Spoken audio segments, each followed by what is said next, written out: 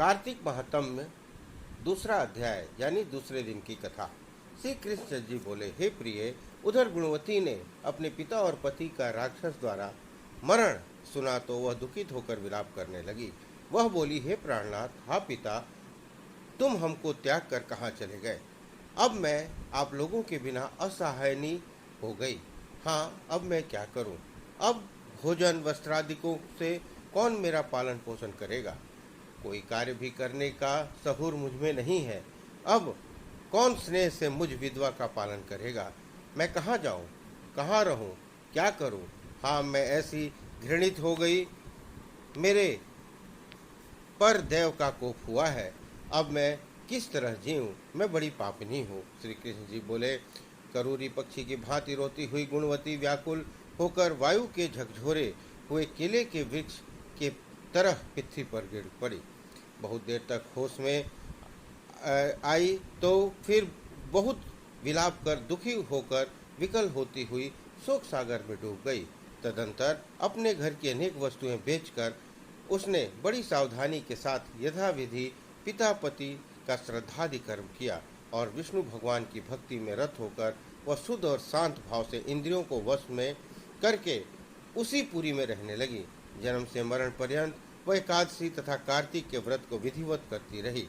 हे प्रिय, ये दोनों व्रत मुक्ति भुक्ति अथवा पुत्र संपत्ति देने वाले तथा पवित्र और हमको अत्यंत प्रिय हैं। जो मनुष्य तुला की संक्रांति पर सूर्य के आने पर कार्तिक मास में सवेरे के समय स्नान करते हैं, वो बड़े से बड़े पापी हो तो भी मुक्त हो कर रक्षा होकर पूज्य माने जाते हैं। जो लोग कार्तिक में स्नान, जागरण, दीपदान, तुलसी वृक्ष की रक्षा करते हैं, वे विष्णु के समान पूज्य माने जाते हैं। जो प्राणी कार्तिक में विष्णु भगवान के मंदिर में सफाई और भगवान का पूजन करते हैं, वो प्राणी जीवन मुक्त हो जाते हैं।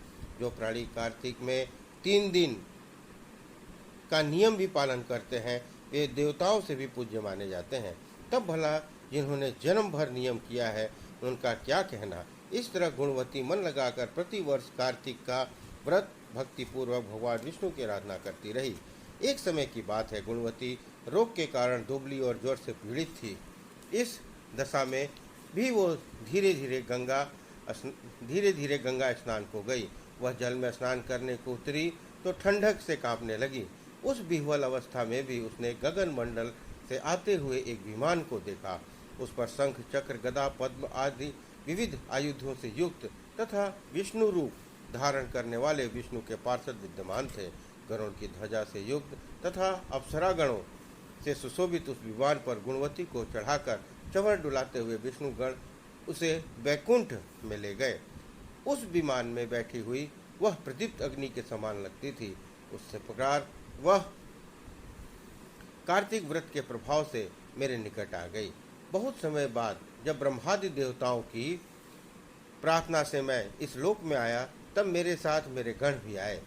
हे भामिनी, ये सभी यादव मेरे गण हैं। देव शर्मा विप्र, जो उस समय तुम्हारा पिता था, वह इस जन्म में सत्राजीत यादव हुआ है और वह जन्म से के तुम्हारे पति चंद्र शर्मा अक्रूर हुए हैं।